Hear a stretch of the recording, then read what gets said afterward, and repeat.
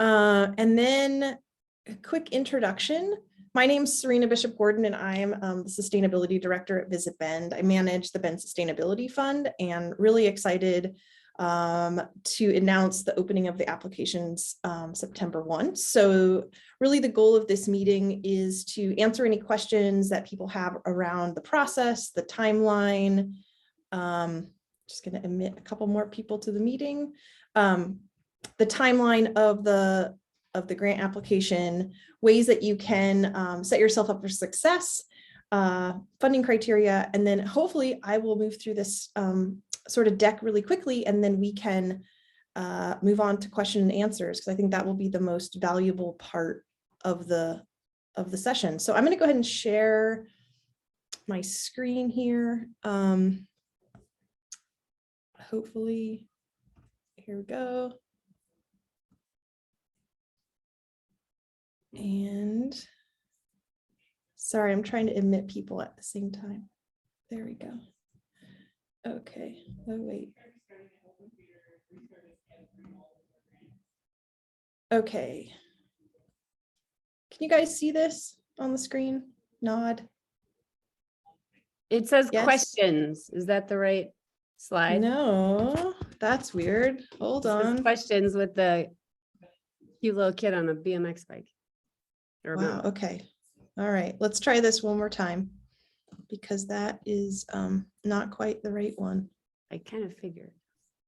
Thanks, Josie. Okay, we're going to try this one. Here we go.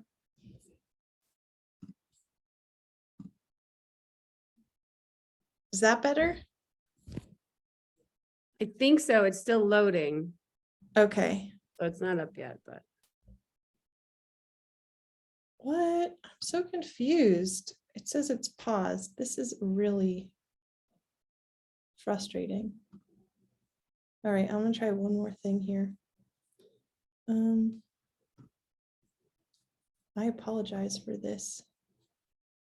Yeah, because Serena, none of the rest of us have ever had problems, presenting over, one of these platforms. So. Yeah, we're all perfect over here. yeah. Well, and the part that's always so frustrating is that you practice and it works, and then it doesn't work in real life.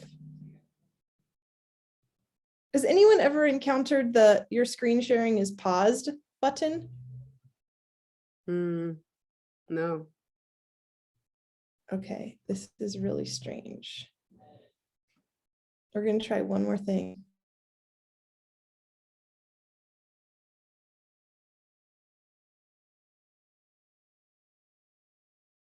Does Kevin have a copy of it? Maybe he can try.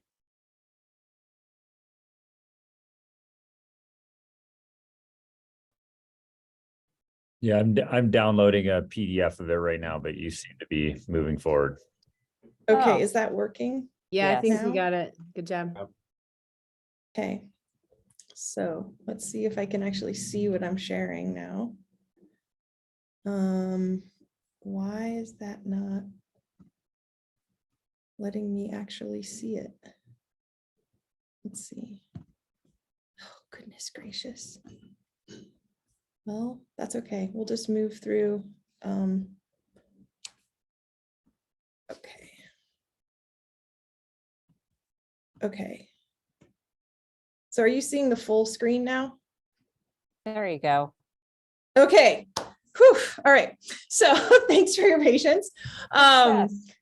So this is, we put this photo in here because it's actually the Upper Deschutes Watershed Council and Parks and Rec project that we funded last fall, and the accessible entry points into the river.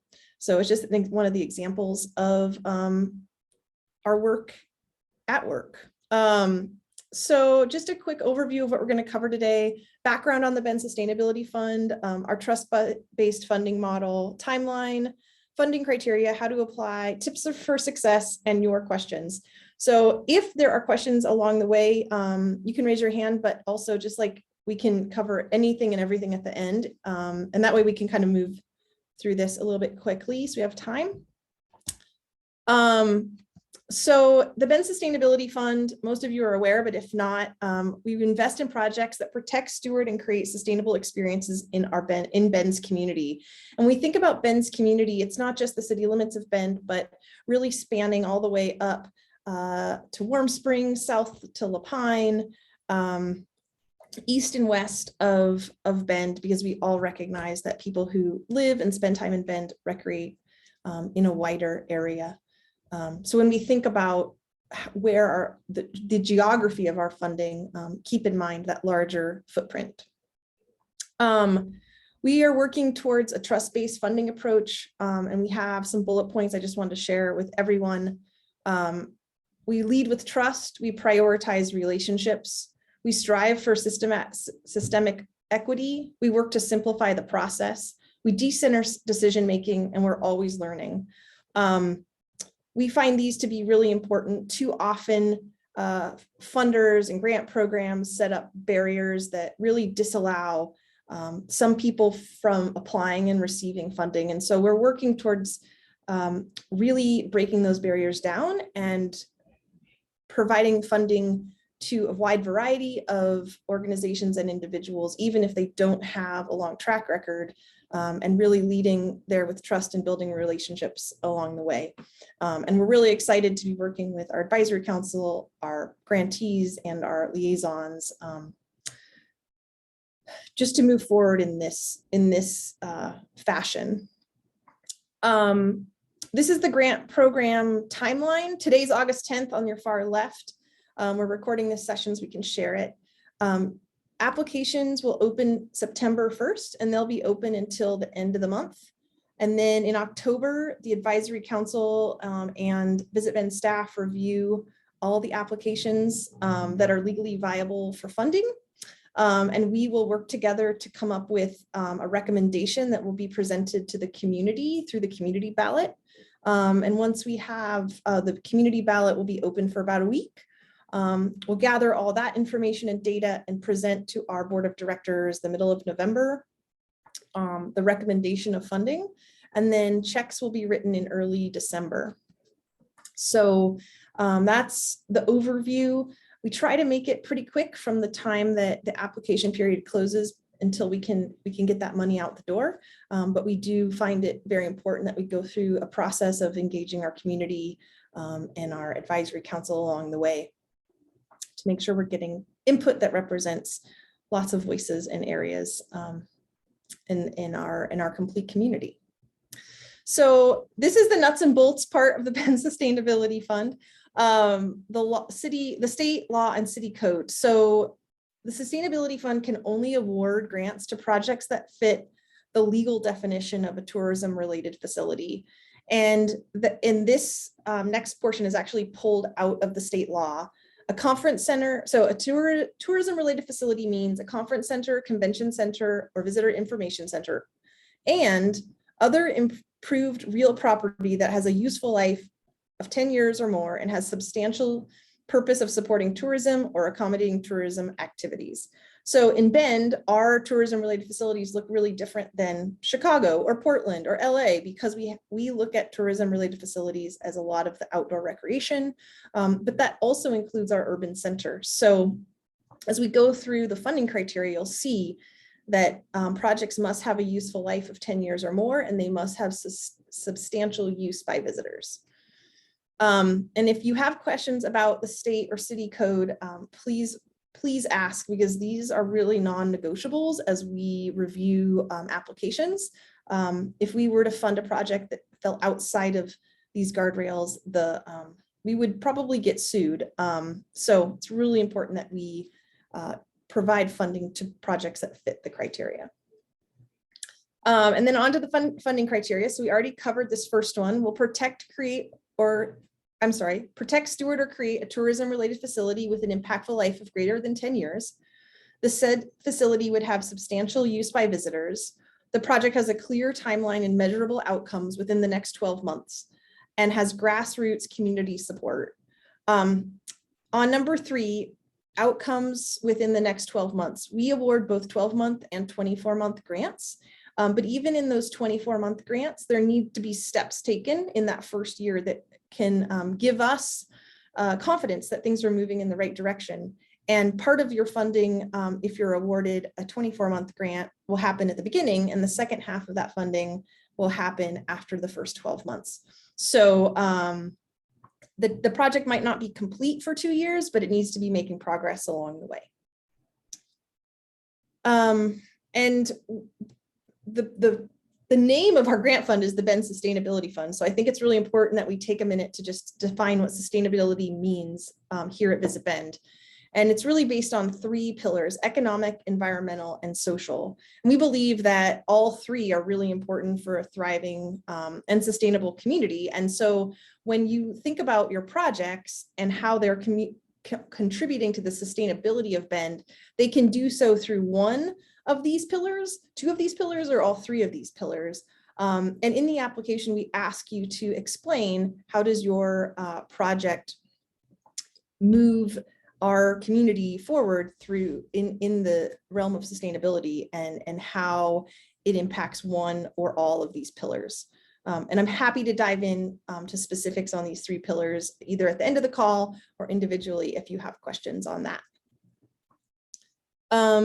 We also want to make sure that our projects include a diversity, equity, and inclusion piece. And this is also a question on our application form. And so I just wanted to take a moment to review how we're defining diversity, equity, and inclusion.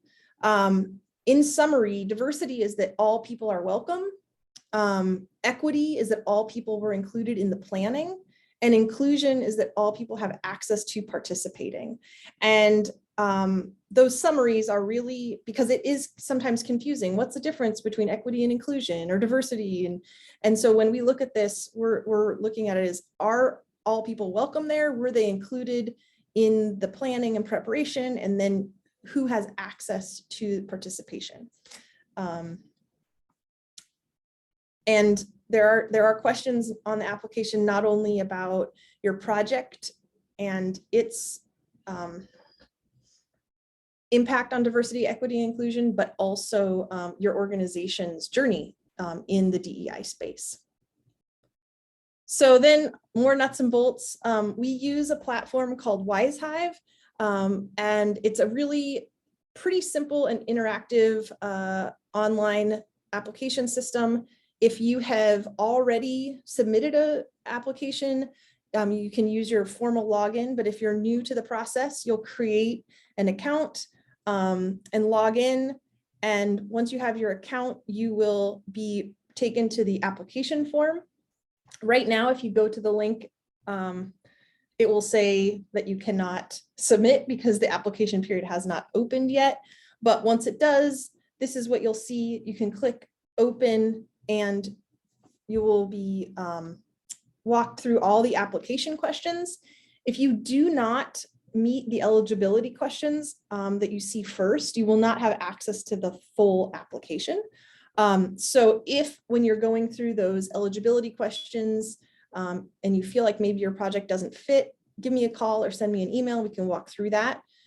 We want to make sure that the time you're spending in filling out your application and also the time that our advisory council and staff are taking to review the application makes sense for everybody, and we aren't wasting anybody's time. So we want to make sure you're fitting that criteria before you submit your application. You can save your application and come back to it. So don't feel like, oh my gosh, I need to have all the answers to all the questions in this first draft. You can hit the save draft button. And then when you're all done, you'll hit mark complete. And then there's a button at the very bottom that says submit. And once you've submitted, you will get an email that says that your application has been submitted. So there's confirmation there. A couple of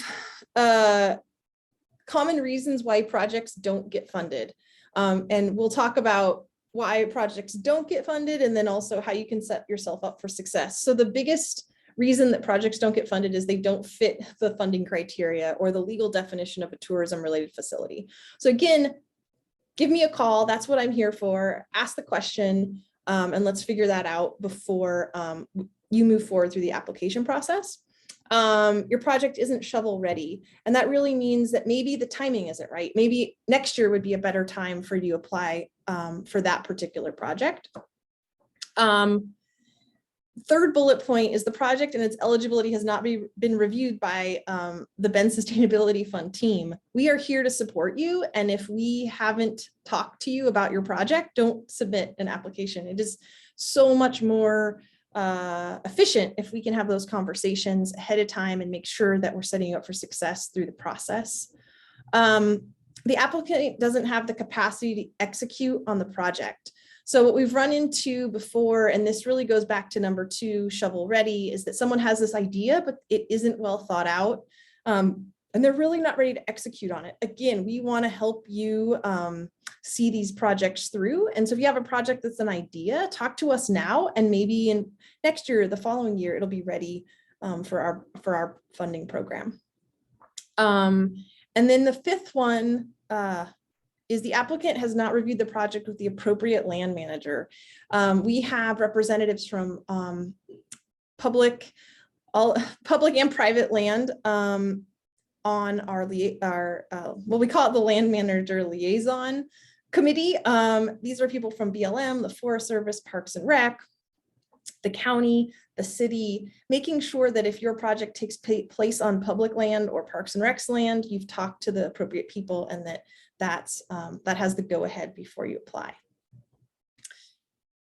So, and this information is all on the website too. I'll just go through this. How to increase your odds of securing funding. And this is really what we've already talked about. Do your homework, have a well thought out project, make sure it fits the funding criteria. Talk to me about your project before you apply. Have a full budget that shows where else you're getting money from if that is part of the project or proposal.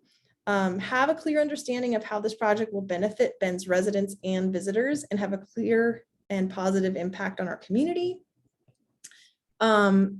Be sure to articulate your project goals and outcomes and how they incorporate diversity, equity, and inclusion, and submit your application on time. If your application is late, it creates some struggles. So just make sure that you submit by September 30th. And if that is a challenge for you, let me know ahead of time and hopefully we can come up with a solution. But we have lots of time before then. So hopefully that's not an issue. That is all that I'm gonna cover in regards to formal presentation. And so I'm going to stop my screen share. And if people have questions, we can tackle those. And if I don't have the answer, I know we have a number of members of our land manager and advisory council here on the call. So they might also be able to provide some insights into any questions that people have.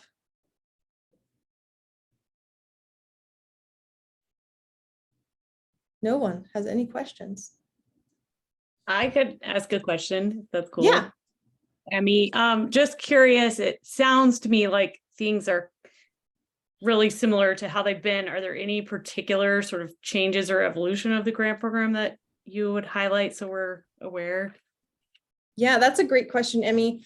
I would say the grant program is 93% the same. There are few adjustments to the application questions, nothing major. I would say the one big thing that we are focusing on this year is making sure that our projects are shovel ready.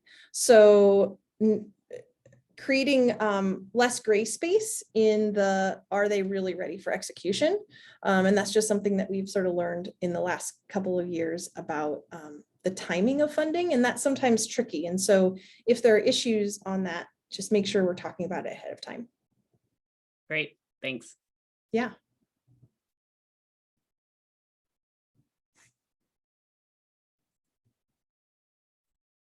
Josie, do you have a question? It looks like you're going to ask a question. No? Serena, I have a question actually. What can we do to help get the word out, if anything, about this grant period that's opening up to encourage people to apply? Thank you, Susan. That's a really good question. We will have a number of ads running in the bulletin and the source, and then also talking about it on social. But if you know of people in your community that are interested in applying or you think would be a good fit, send them my way. I would say if you want to reshare things at Visit Bend, posts about the Bend Sustainability Fund and the application process, application period, that would be awesome as well. We What up, yo? are trying, oh, go ahead, Nate. Sorry, I thought I was on mute. I was saying hi to Valerie, but I was gonna type something in the chat box. Susan, to your question, and Serena, so we're finalizing those assets right now. We'd be happy to put them in a Dropbox or a shared link so that y'all can share some of those on your socials as well. I know things like LinkedIn, where we might not be advertising, but there might be some benefit. Especially, I know you're really active there, Susan, and have a great following. And so I think opportunities like that will pop up, and we can help support your efforts there, and appreciate your helping us to get the word out. Thanks, Nate. Yeah, I was thinking LinkedIn came to mind, just imagining amplifying your messages through our channels. Thanks. Yeah, and we can send out, we'll put together that link and send it out to our advisory council and anyone else who's interested in the next couple of weeks. Let's see, there's a question here. Fred, what's a total funding amount? We don't have any caps on the amount of funding that we can provide. Our total funding budget for this year is going to be a bit less than last year. And this is a moving target. We aren't sure of the amount that we will be giving out. It will be in the range of about $800,000. And in regards to matching, we don't have a requirement. However, there are certain projects that it makes us feel more comfortable and it's more compelling if there is a matching component. And an example of that would be the summer hiking trails up at Mount Bachelor. So we awarded that grant in 2021, and Mount Bachelor or Powder Core was providing half of the funding for that project. And then the Bend Sustainability Fund through Discover Your Forest provided the other half of that. And that made us feel really comfortable about that investment. So again, it's very project specific.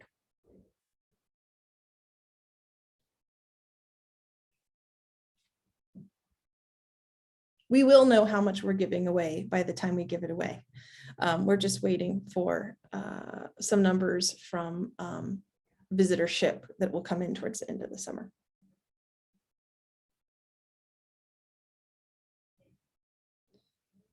Wow, well, I either did a really good job or really bad job, and everyone is sleeping. Who's on the advisory council is, I'm guessing what that question is. We have 14 members of our community that represent not only the lodging industry, but conservation interests, also local business owners, people who are just really passionate about our community. A number of them are on this call. If you're an advisory council member, will you push the little raise your hand button? People can see you. And that list is public, Fred. If you want me to send you the whole list of people, I'm happy to do that.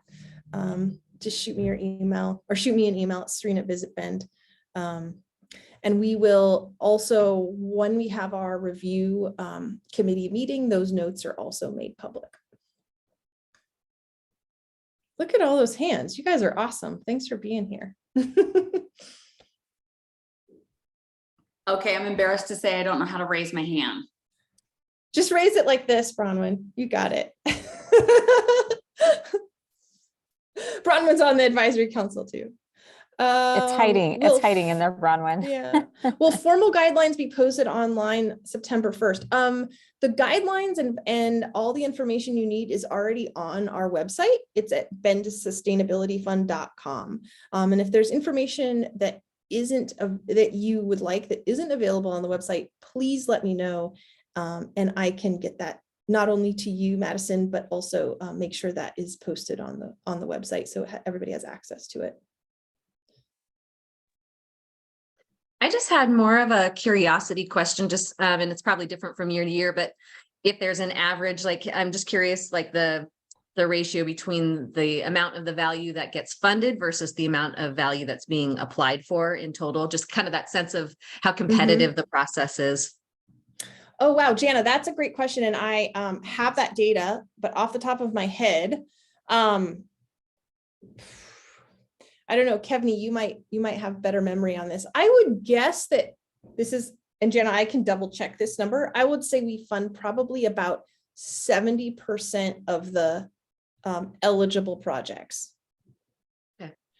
And that actually brings up a good question that I'd like to just touch on. If you, for instance, submit an application for $100,000 and we review it, and we're reviewing the entire slate of applications, and we say, well, we can give this project $80,000. So just because we don't fully fund your project doesn't mean we won't fund it at all. And so there is a question on the application that says, if this project isn't fully funded, will it move forward or not? And an explanation. And so there could be a chance that if we take a little bit from this project, a little bit from this project, we can fund another really important project. So it's not an all or nothing. If we get into that kind of pinch point where we want to be funding a wider breadth of projects, we might reduce the amount funded compared to the amount requested.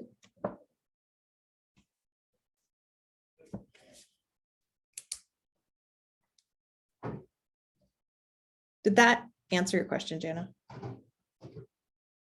Yeah, it did. Thanks. Okay. Curiosity more than anything. Yeah, and I should have that number. I'm going to look it up and I'll get it back to you. Yeah, no worries. 70%, that works. I think one thing I'll add to that, Jana, is that we've talked a lot about there are projects that come through this program that ultimately do not fit the legal definition, that don't sort of make it through to be reviewed by you or by the advisory council. And I think we're trying to figure out, and it's been an ongoing conversation about what other grant programs are out there that those projects should go through. So what is our role to make sure that a project that comes through Visit Bend or through the Bend Sustainability Fund that either isn't the right fit or we don't fully fund, that we are actually still partnering with that organization to try to find success for them. And I think that's something that goes back to Serena's comment about that trust-based mentality of really, just because it may not make sense here or we can't fully fund it through the Bend Sustainability Fund, that is not the end of the relationship that Visit Bend has with that organization, that we are going to fight for success no matter what that looks like.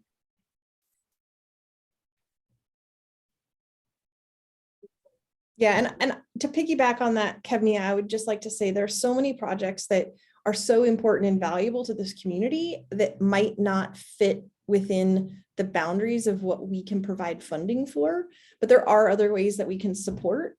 So if a project is submitted and it isn't funded, it doesn't mean that it isn't an important project. It's just may mean that it falls outside of the legal ability of us to fund it. And I think that's something that the public has historically had kind of a hard time understanding. And so the more we can make it clear that it's not that the projects aren't important or we don't find value in them, it's just that we have a lot of restrictions on where that money can go.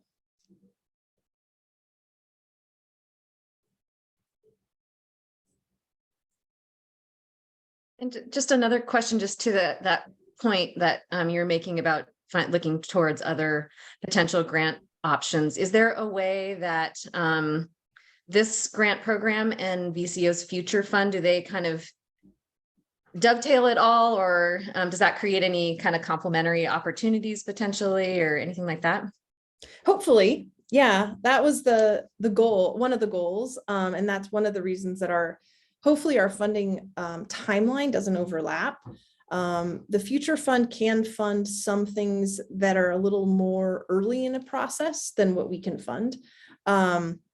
And so there is potential for that. And I think there are opportunities for us to say, this project isn't quite ready for BSF funding. Let's connect you with the folks over at Visit Central Oregon. And there's also other opportunities through Travel Oregon and grant programs that are directly tied to tourism, but there are also so many other grant programs, state and nationally, that we are really working on keeping our eyes open towards so that we can help meet the need of people where they are in their process.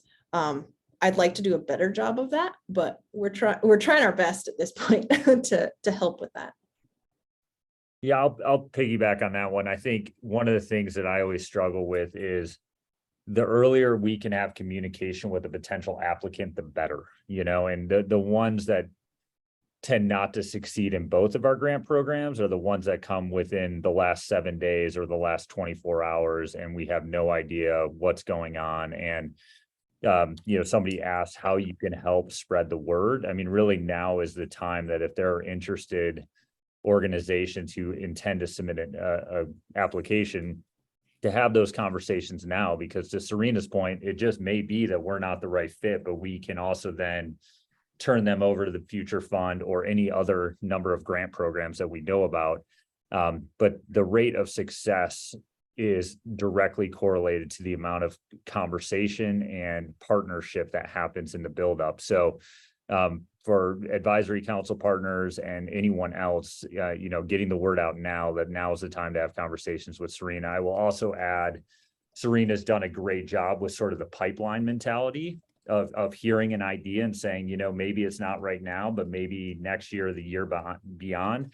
And that really helps us. There's not endless funding. So making sure that we're thinking long-term about what that pipeline should look like and where these projects could fit in. Because if we have multiple projects come forward, all looking for $400,000, inevitably, not all of them are going to be successful. And so trying to find the highest rate of success is our end goal. And I'm gonna just pop my email address into the chat box in case anyone doesn't have it. And you can just shoot me an email and we can set up a time to have conversations on specific projects if that is valuable.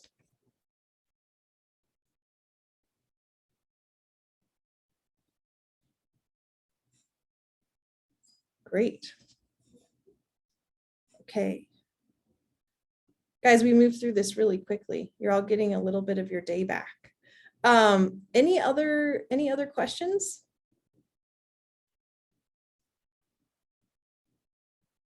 No?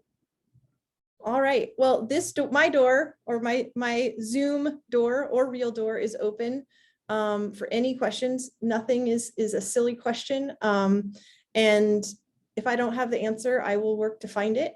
So please feel free to reach out. And we are really excited about some of the potential projects that are on the radar. And hopefully we will have a few more on the list before the application period closes. So yeah, feel free to reach out about whether you have a project about the nuts and bolts, a question about the nuts and bolts of the program or project specific. Please let me know.